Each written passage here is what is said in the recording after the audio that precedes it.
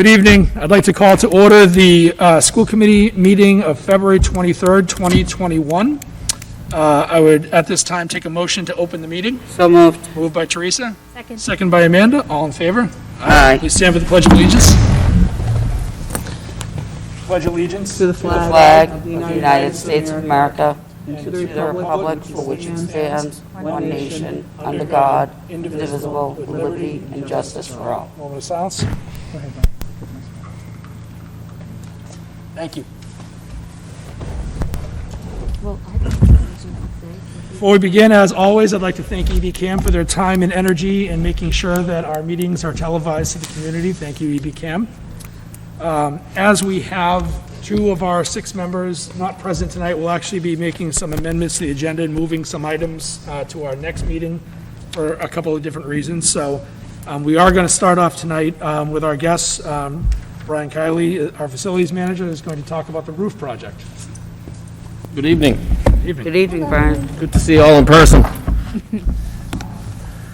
The roof at the central school. This process began back in February of 2019. The projected cost that for the overall project was $1.6 million. We received 4 bids ranging from 1.2 to 1.6. It was awarded to the lowest responsible bidder, Titan Roofing, at 1.286. And we still have enough money to do the alternate that we wanted to do for some masonry repairs, which adds another $150,000, which brings the total contract up to 1.436, which still leaves us over $260,000 under the projected cost. So we're in good shape. We do have a reimbursement rate from MSBA at 57.75%, same as we had for the boiler project. We have all the contract documents in place and completed and signed. We have a kickoff meeting scheduled for tomorrow morning at 10 o'clock. Get some stock ordered, and there's going to be a long lead time for shingles and whatnot, but get the ball rolling. We're hoping to hit the ground as soon as school gets out. We have a very short window this summer, 6, 7 weeks, and a couple of variables that we have no control over. You know, the weather being one of them, so. But we're right on track. Looking forward to getting it done. My biggest concern about it is the delay of materials. So we'll find out some definite answers tomorrow, and we'll get stuff ordered, get it paid for, and get it on site. So we'll be ready to go. But even if there's a delay, we have time. Even if it's a shorter summer, we have the summer. It's not like... Yeah, there's a lot of work there to be done, though. Okay. A lot of work. There are going to be some site restrictions over the summer there. You know, the school site's pretty much going to be closed down for safety reasons. Another little project I wanted to talk about was a lighting retrofit that we're going to do at the high school. Money was appropriated at special town meeting. We're going to do a LED lighting retrofit on the first floor of the high school. Hopefully we'll get started on that beginning of April. It may be nights and weekends, but we'll get it done. A lot of that is coming from us trying to get our designation for green communities, which puts us in line for some pretty hefty grants for energy reduction plans, townwide schools. Great. So that's coming down the pike pretty soon. Is that fully funded by the town, Which one? the LED project? Yeah, it's a capital money that the town appropriated, yes. Any questions? That's great. Thank you. Excuse me, real quick, just one more quick question about the roof project. Assuming no delays in materials, what are you looking at for project duration? About 7 weeks. Okay. It's just not the slate roof. We're also doing the flat rubber roof. Yep. That all needs to come off and be brought up to code. We And talked about that on the tour that we took a couple weeks back on the boiler project. And all the woodwork and trim and everything above the gutter line, the cupola, all that's getting replaced. So there's quite a bit of work there. Okay. Brian, I've done roof projects in my own schools during the school year, and I know it can be done, but it's kind of disruptive. So if we go over that 7 weeks and we're into the school year, I mean, what'll be the impact Can the bulk of the work be done over Yes. the summer so that there's not disruption to the learning once? They have a completion date in their contract that they're going to be held to, Okay, which I believe is August 15th okay, or 18th. okay, And there's penalties beyond that. okay. But to be doing that while we're occupied is just not. No, I know, a great yeah, it's situation. not great. Okay. Weather permitting, it'll get done. So a warm, dry summer. The company that was awarded it is, they're a fairly large outfit. They're in Massachusetts, New York, Connecticut. They've been doing roofing for quite a while, so. Any other questions? Thank you. Thanks, Thank you. Brian. Thank Thanks, you. Brian. Stay well. You too. You as well. Report from our East Bridgewater Junior Senior High School Student Advisory Council member. Kira, how are you? I'm good. How are you? Good. All right. So first up, the Unity Club is hosting their annual Black History Month Spirit Week. Monday is Meme Day. Tuesday is Decade Day. Wednesday is Wacky Wednesday. Thursday is a Dress Up or Dress Down Day. And then Friday, they're going to do a color wars between the grades. So for 7th grade, dress in yellow. 8th grade, orange. 9th, purple. 10th, green. 11th, blue. And 12, red. The Key Club is having a parking spot fundraiser for students to park in the teacher parking lot. And they're currently organizing Mr. EBHS. The math team is doing very well. The class of 2021's gift basket fundraiser ends Sunday. The gift cards include Dunks, Honeydew, Vikings, TJ Maxx, Marshalls, YMCA, Supreme Pizza, Xbox, Restoration Coffee, the Quickens Pub, White's Bakery, and a zip code block made by Mr. Ferrioli here in the high school. And you can pay through the East Bridgewater Unipay. And then nearly 20 East Bridgewater DECA members also qualified for states, and they're testing this week to qualify for internationals. Beautiful. That's it. Thank you so much. I know the superintendent said she would let her spot go. Parking spot. She mentioned that before the meeting. I want to follow up with that later. Sounds like a done deal. Wasn't it taken today?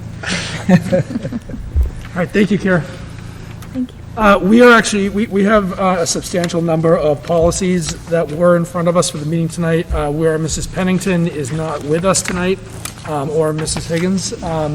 We're going to actually postpone the reading and explanation of those policies until our next regular scheduled meeting. Also, Dr. Williams had a question about a few of one of the policies at least, so if there's anything we need to iron out, we can do that before our next meeting. Which brings us to Superintendent's Corner. Thank you. First, I think that everybody saw or heard about the commissioners, Riley and the governor's today, his press conference. We also received some information from the commissioner's office right around that time, or right before he went on TV. This came right after he announced that he had his meeting with his board this morning. Like the school committee, he has an education board that he has to ask questions to and make sure that he can do the things that he's looking to do. He is looking to put K through 8 back, everyone by April 1st, with or without the vaccination. I'll be sending you a letter that he received from, I think there's over 30 doctors. I gave it to Tim this evening. He received from the Commonwealth stating that, they are all for it. They want to get elementary students in. He talks a little bit about some of the things that are going on. In the report, though, that you see that he has sent out and that he spoke to his governing body about today, really just about emphasizing that in-person instruction is better.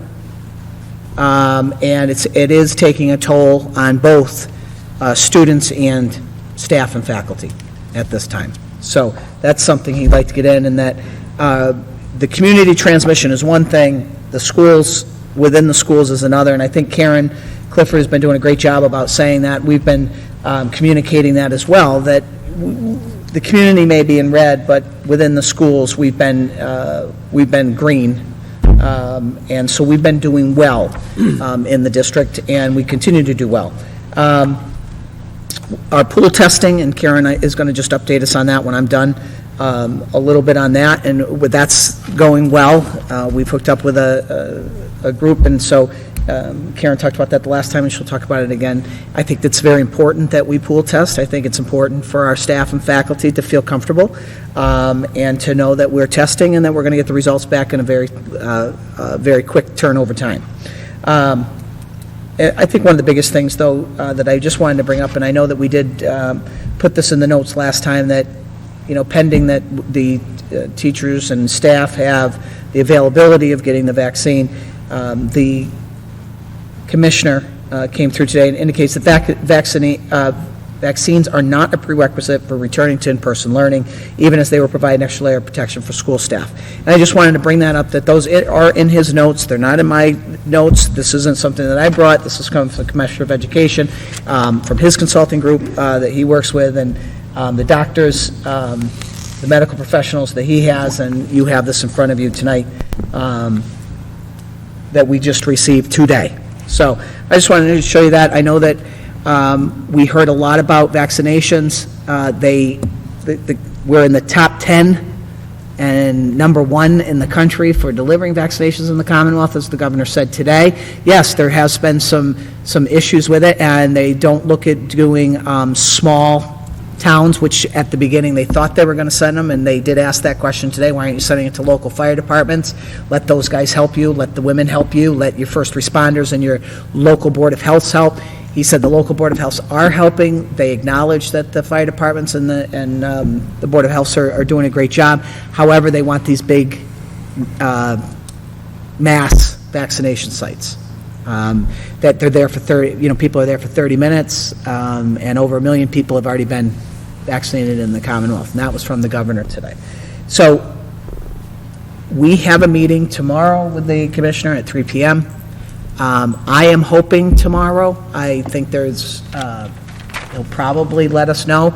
We're next in line, teachers, staff personnel, all people that work in education are next in line. I think he said 163 doses come into the Commonwealth whatever they receive them. Karen, is it 163 every 2 days or once a week? 135,000, I thought. 135? I thought you said 163. But, so they come in once a week, and then they deliver them, and we get them out. They're hoping, I would hope that the commission would tell us probably by the second week of March, you'll start to see the teachers start to get involved in that. That would be my hope, or the third week of March. And so that brings me to some things that we did over the vacation to get ready for the move to back in person. The high school, I want to thank the custodial staff. I want to thank, Doug and that group. Brian, thank you for organization on that. The high school put all desks in all classrooms at 29 desks per classroom, and they are at 3 feet. All desks are at 3 feet. At the middle school, we had 25 desks put in every room, and they are at 4 feet. Central School ordered 150 desks today. They will be delivered on Monday. John, am I correct? They'll be delivered on Monday. We went with desks, obviously to keep them at the 3 to 4 feet distance, and the tables have been removed from most of those rooms. Dr. Williams went over with John, but Dr. Williams knows Central School as well, or not as well as Mrs. Byrne does, so they did take a walk through. They felt that the desks would be better and more advantageous for what we were trying to do, and working with the students, working with populations. They went through the cafeteria. We're ready to go, and we're ordering more shields that will be in by next week as well. So we're there. I didn't want to move the desks twice. We had a vacation. The COVID help has been, and monitors have been tremendous, keeping us moving. The buildings were clean, and we had to do some work to get these desks in, and I didn't want to take the time during the day when the kids are here and when the staff is here. So once we cleaned last weekend, in the first couple of days of vacation, then we went and started moving those desks back in. So the desks are back. In all 3 buildings except the Central School. In the Central School, we will have 150 desks delivered on Monday, and so we'll be set up. Kids will have distance. They'll all be facing in the same direction and following the proper protocols. There's still the same guidelines, still the washing of the hands and the sanitizing in the rooms, doing what we're supposed to do. We feel that we'll be ready to open in person, and hopefully, we will have vaccinations be available. So that's kind of what I want to talk about. Yeah. So I have a few concerns about this I thought maybe we could just discuss real quick. So the first is, I'm a little concerned about what the commissioner put out today, in that it was not a formal plan, it's what he'd like to do. He has not gotten the authority from the board yet to Right. do it, there's been no. And I said that. Right. Before we began. What I'm concerned about is that, we've sent home letters to parents, and the board, we as a committee have made clear this spring that we want our teachers to be vaccinated before they come back. And I understand the commissioner said it's not a prerequisite, but we said it was from here, and the commissioner. No, I will say this, Tim, Yeah. because I went back and looked at the video. Yep. You said when the vaccination becomes available for Right. teachers. Correct. And that's what we're waiting for. Right. So if that happens on April 15th, we'll come Right. back April 15th. So that's what I wanted to figure out, is because I was watching the governor's press conference last week when they opened up the current group, and I'm doing the timeline in my head, and it's not encouraging. He said there's 1 million people in this group that just opened up, the 65 to 75 plus multiple comorbidities. They're getting 135,000 doses a week. I mean, that's mid-April.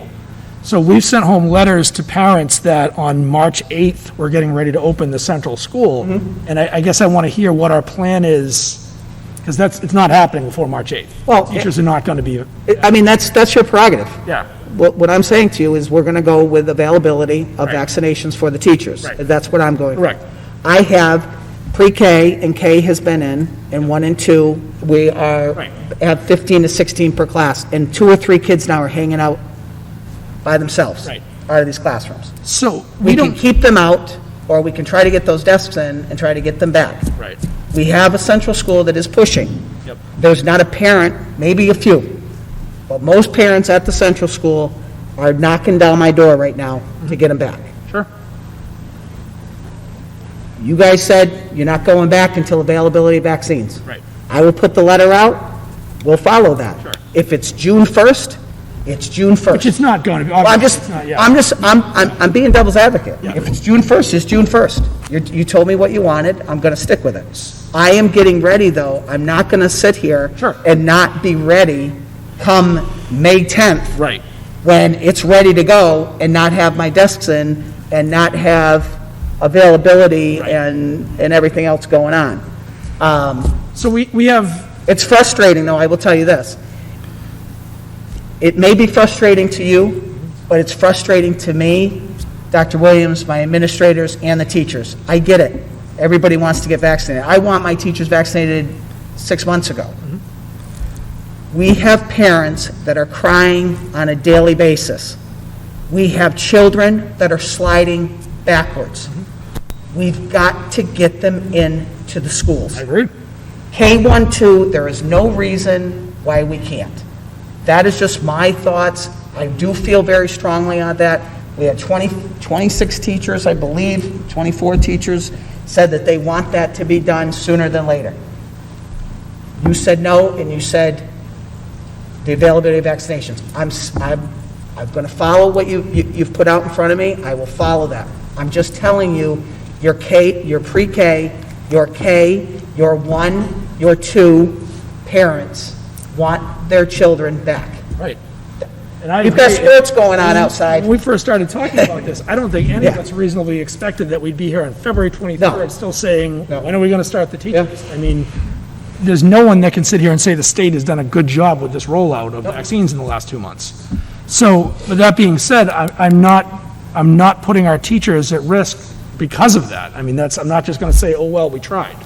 I think we owe it to them, that responsibility. We gave them our Hey. word that we would hold to that. Tim, I don't think, we're not putting anybody at risk. I think we are doing a great job. I think my principals have done a tremendous job. I think the teachers have done a fantastic job of abiding by every protocol, every guideline, everything they possibly have to do to make everybody safe. I've got spring sports, or I've got fall 2 sports out there. I've got volleyball going on, football, track and field, cheerleading. We've got the band, you've got everything going on. We're holding back right now the dam. Sure. You know it, you're in a school district. It's moving. I just don't know how to tell you that it's moving. I'm holding the dam back like everybody else, and it's tough. Yep. It's tough, because I'm watching kids out on a football field today, Yep. watching track and field kids run around the building. We must have had, there's got to be 25, maybe 30 kids playing volleyball. I saw cheerleading. The kids are there. They want to be here. They do not want to leave this school. I was at the middle school today at 1:30. I got to see I walked around. I was there for, I don't know, 45 minutes, 50 minutes. They're laughing. They're starting to walk around a little bit. I saw a mask break go on. The kids need to be in school. I agree. If it's not till June 1st, I can't do anything about that, and I got it. And And I'm just letting you know from the superintendent's point of view, by walking her buildings, by listening to her administrators and some teachers, and I get it, and there's some teachers are nervous, and I get it. I also have some teachers like, bring them back. This is hard work for our teachers. This is difficult. It's not easy. They're doing both, they're doing it online, or asynchronous and synchronous. We're hiring remote teachers. We hired one yesterday for the central school. I've got one on the line for tomorrow morning. These are certified teachers that might have been on maternity leaves or resigned due to maternity leaves that we've called and said, are you ready? Yes, I can put my child in daycare. So yes, I'll pick it up. So I'm just saying that we are ready. Right. And whether it's March 15th or whether it's June 15th, it is what it is. I completely agree with you. I don't think any of us think it's going to be June 15th. I mean, frankly, I'll be shocked if it's still, by the end of March, we're still in this position. I think the governor realizes that he has to get this moving, and we are getting more doses every week. I think if J&J, like he said, if Johnson & Johnson comes out, it's going to change Right. the game. So, that being said, the letter we sent out said that Central was opening up in 8 business days from now. So, that's clearly not happening. Right, but we also said in the last meeting, because I did go back to this, Right. that we did say, if the time frame moves, the time frame moves. Right. But I guess what my question was going to be, how are we going to communicate this to families? Well, the principal would certainly say, and we have teacher-parent conferences coming up that week of the 8th, right? Is it the 8th? Yeah, so, I mean, Mrs. Byrne is waiting on that to make that communication known. I mean, I will send out, I don't like to send out a lot of communication, one after another Right, after I another. agree. I don't want to do it week by week. And because what happens is when the superintendent does that, it becomes, oh, we got another communication from the superintendent.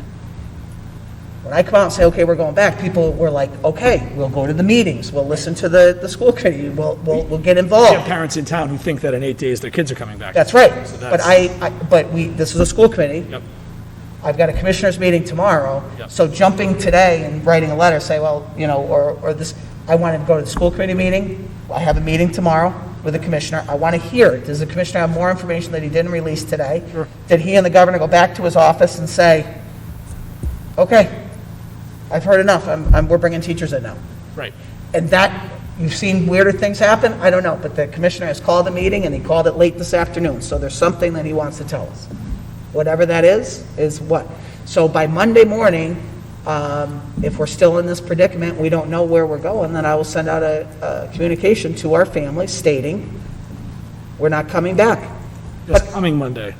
Yeah. Not the 8th, but you mean, okay, so It's coming Monday. First. March 1st, so we would send something home on March 1st saying basically, That we're in a holding pattern. Because- And once availability for vaccinations come, we might come back on March 15th. okay, And if it's that, then we come back on the March 23rd? and God willing, by the time we meet in 2 weeks, there will be, I mean, we said this at the last meeting, but at some point, there has to be more of Well, I a, think, I I guess the frustration lies is somebody's got to make a decision, and that's usually in my office. I'm listening to you and I'm going this direction. At some point, though, we've got to do something, because we have children that are sliding backwards, and it's wrong. And if the commissioner says all schools are open April 1st, then Yep. all schools are April 1st. But, you know, I just feel strongly that until that day arrives, we still have a responsibility as a board to not only protect our kids, but protect our teachers as well. I- Well, and we did make a decision. To say somebody needs to make a decision is wrong. We made a decision. No, I'm saying that somebody needs to make the decision, Ms. Mulch, because I have kids out on the field, and I've got a lot of kids that are hanging around now after schools that want to be here. And what I'm saying to you is, after school and these things, we've got 150 to 250 kids hanging out after, or not hanging out, being in sports now, involved. We've got kids, we're gonna try to open up an intramural program at the Mitchell School so that we get kids to be able to do something for the month of March. Our kids are falling backwards. They need the socialization. What I'm saying is, I want a decision made by the governor, Right. by the commissioner, by somebody to say, let these kids come back to school. Today, it felt good to see somebody say, get these kids back to school. It was nice to see the commissioner say that, and to say, you know what, superintendents, we've been listening to you. And that's really what he was saying. We've got to get these kids back, Teresa. Right, It's- I agree, but we also need to get our teachers vaccinated. I understand that, but And, you know, vocational schools are back, and collaboratives are back. Our most at-risk students in this, vocational schools aren't bad. 4 days a week. Collaboratives are back. Every other week. Collaboratives are back 5 days a week, full in school, full on time. My child, our children at East Bridgewater, at North River Collaborative and the Pilgrim Collaborative are in full-time, 5 days a week, and have been in since we've come back to school. I'm just saying that those are the most at-risk students. Our kids are becoming at risk. That's all. And I just don't want to see our kids lose out. I don't want to see my seniors lose out, and that's why I push for that, to get these kids back, because they do have a senior year, and we're trying to get some things done for them so that they can. Yep. I mean, Kiara has been accepted. There are other students that haven't even been able to see some of their schools, or have been accepted. And juniors want to go out and make those visits. They can't even make those visits. It's frustrating for the kids. I guess tonight I'm talking from them and trying to be the voice of the kids. And I don't give the impression that I don't want our kids No, back I in know. school. I told my sons that they were coming back March 15th. I've never seen them so happy. Yeah. I want them back in school, too. I'm just I want to do saying, this the right way. it was nice to see a decision to be made by the education, the head of education Yep. of the Commonwealth of Massachusetts today, to say, we got to get these kids back. Yep. Because he's hearing from, looking at our learning curve, he's seeing it. You've seen it, I've seen it. so. So we have a plan for the short term. We'll know by next Monday where we stand. Yep. I'm sure the commissioner has a lot to put out between now and then. And by the time we're meeting, so if it ends up being postponed by next Monday, so be it. And we're meeting the week after that, so we'll have more information as a group to consider and go over at that point anyway. And if the state says April 1st, the state says April 1st. But I just, you know, if the people in town are that upset that I feel this way, you know, we're all elected officials. My term ends in a year. If the people of East Bridgewater say we don't like the stance that you took as a school committee member, they'll vote differently. Tim, I don't think it's that. I think I'm letting you know that there's two sides to every story. Sure. You've made a decision as a school committee. Yep. I'm honoring that. I'm letting you know the frustrations that I'm hearing Sure. in my office. I mean, I hear from the teachers, geez, we're not ready, or we need more time with PD for asynchronous, synchronous. This was a long time ago. I can't have another kid in my room. Then all of a sudden, 3 months later, now we have central school teachers saying, no, we bring them back, Yeah. because this is too much. I can't, Yep. I listened to a teacher tell me, it's hard to have a child at home and have other things going on in their home while I'm trying to teach them and they're looking around like this. And she told me that. I get it. All right, so I don't know what else to do. You know, we don't know what else to do. We've hired one remote teacher for the central school. She started today Great. to learn Great. and to meet with teachers. We have another one on the line, like I said, tomorrow. We're trying to get them, we've switched trying to switch what we put up there.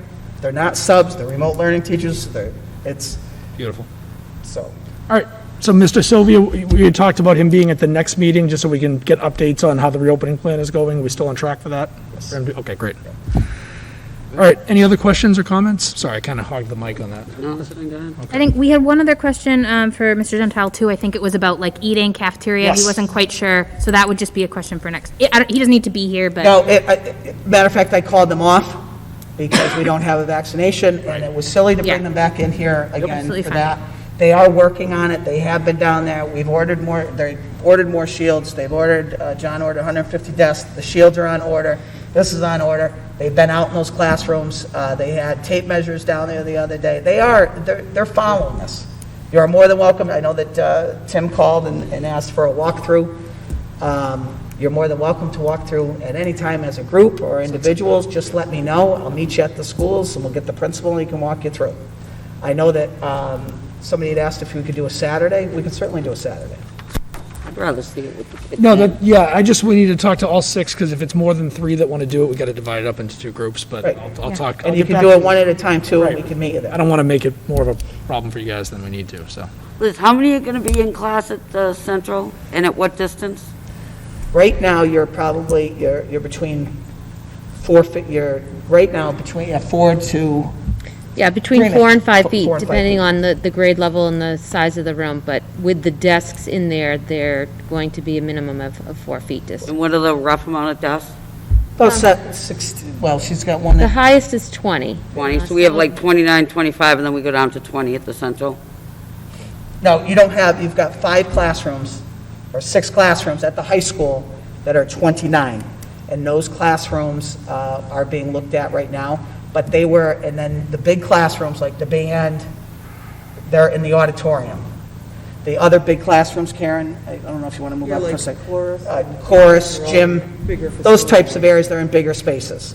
They had a couple of classrooms, and I think it was the algebras and the English, that are at 29. But those classrooms right now, they're in, and I think they're at 3.5 feet.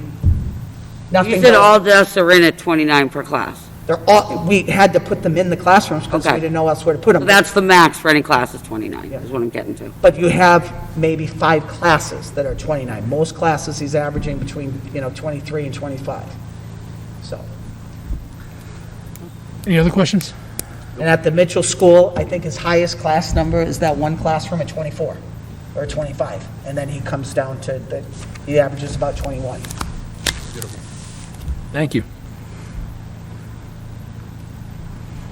And again, I think both of those principles on there, and it's up on the website, it was 3 feet, nothing less than 3 feet, or greater than 3 feet. Great. So not every room is the same size, as you know. Public hearing? Yeah, public hearings on March 3rd to go over the budget, so then we'll have the public hearing, then we'll go to Finance Committee, then you'll come to the Selectmen's meeting. Yep. And the subcommittee has seen the budget that we presented, and then we'll have the public hearing. Sure. So we had to do it this early, or had to do it like this because you have so many days before the town meeting. So it had to be in some time frame. State law. Thank you. Anything else? Dr. Williams? Did you want to just bring this up?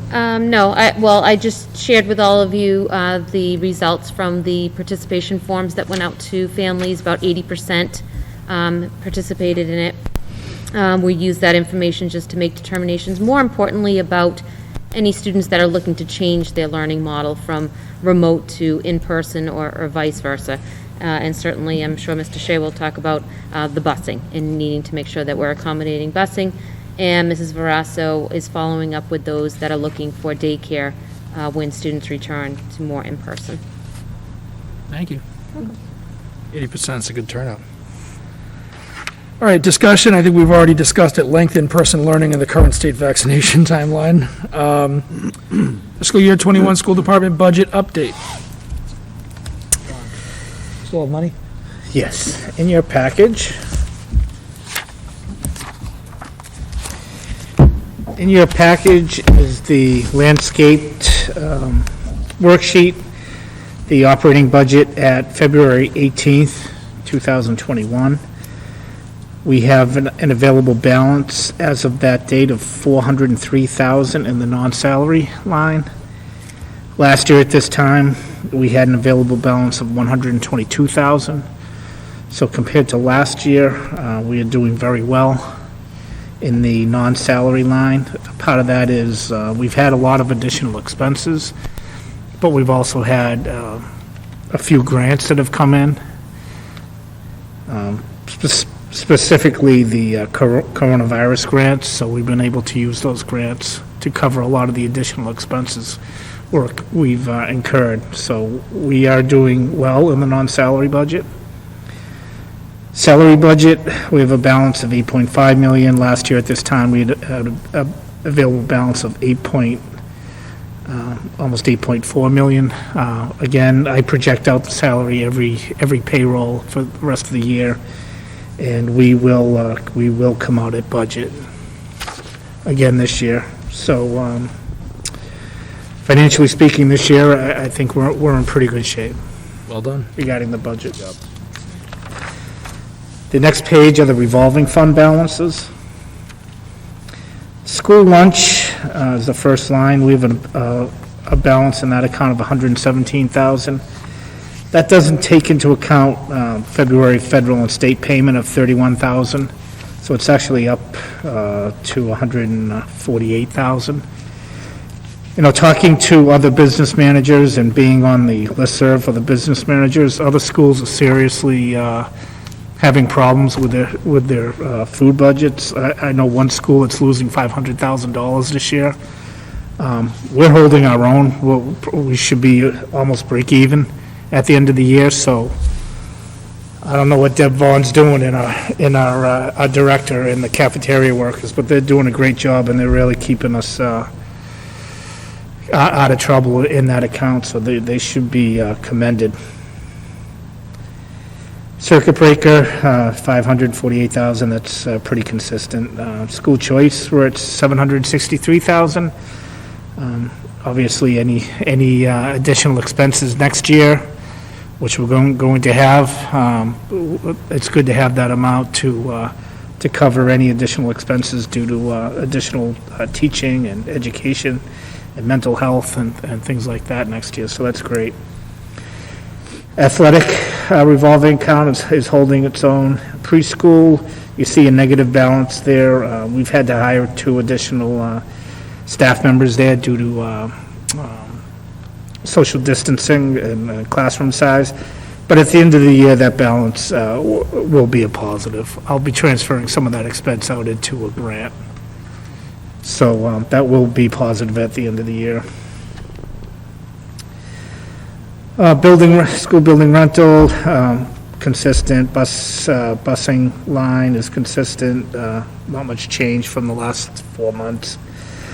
Before and after school, we are reviewing that almost on a weekly basis. There will be changes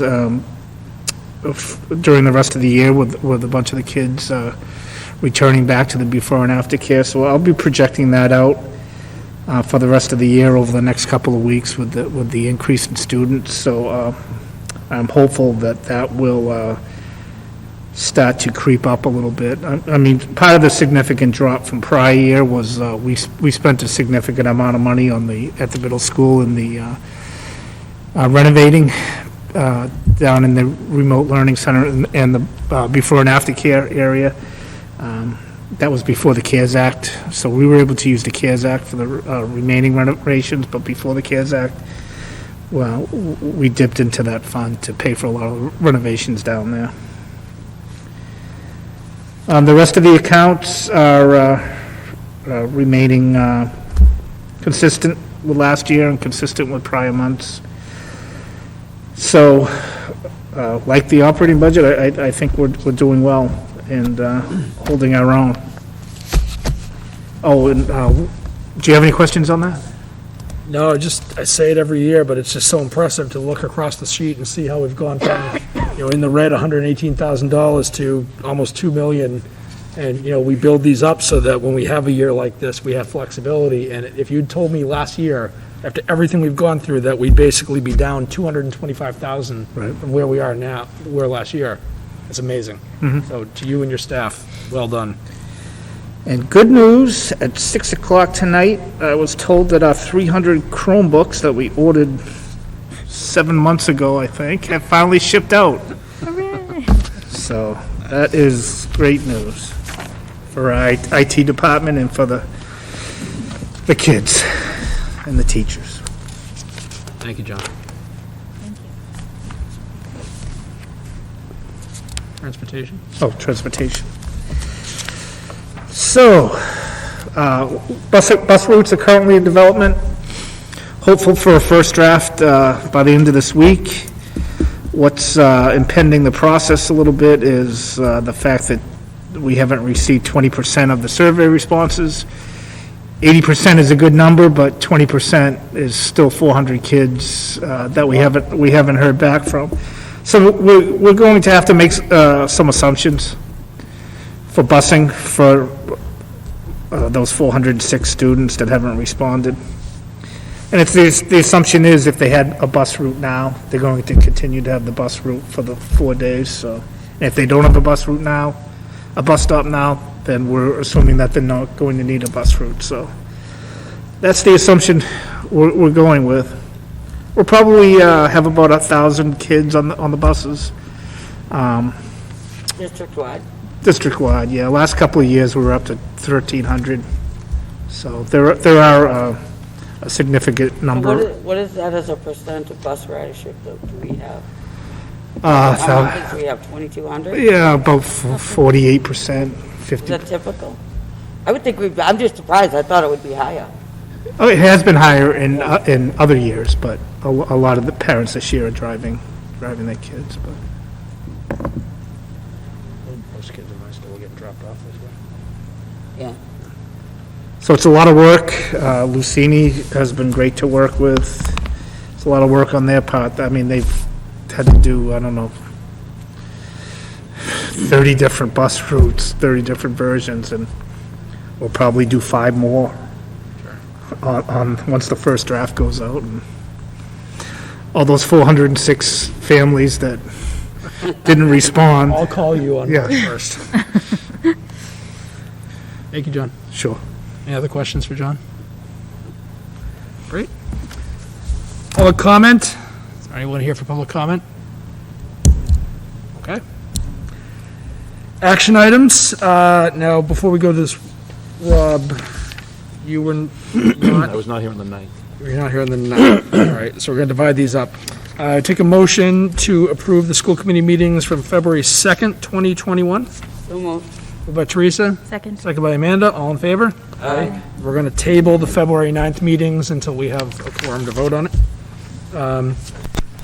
Action is required, take a motion to approve accounts payable warrant 35 SV dated 2/24/21. So moved. Moved by Teresa, Second. second by Amanda. All in favor? Aye. Take a motion to approve payroll warrant 34 PS dated 2/17/2021. So moved. Moved by Amanda, So second. second by Teresa. All in favor? Aye. And then last thing, John, did you want to just quickly talk about the Fox Transportation? Similar to the agreement we made with Lucini, we should make that same agreement with Fox Transportation. They provide a lot of our transportation for special education. The proposal is, so if a out-of-district school closes and Fox provides transportation for a student there, our student there, and it closes due to COVID for a certain number of days, we would continue to pay 80% of the rate for 1 to 10 days of closure, 40% of the rate for 11 to 20 days, and 35% if it's greater than 20 days. And obviously, the reason we're doing this is so that Fox does not lose their bus driver. I mean, next year is going to be tough. I think there's going to be a shortage of bus drivers next year. And there is a shortage this year, but this helps to keep them in business.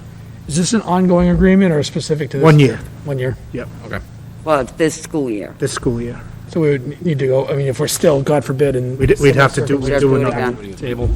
Okay. I'll make a motion to approve. Motion by Teresa, Second. second by Amanda, all in favor? Aye. Thank you. I would take a motion to close tonight's meeting. Moved by Teresa, Second. second by Amanda, all in favor? Aye. Thank you, have a good night, everybody, be safe. Be well, everyone.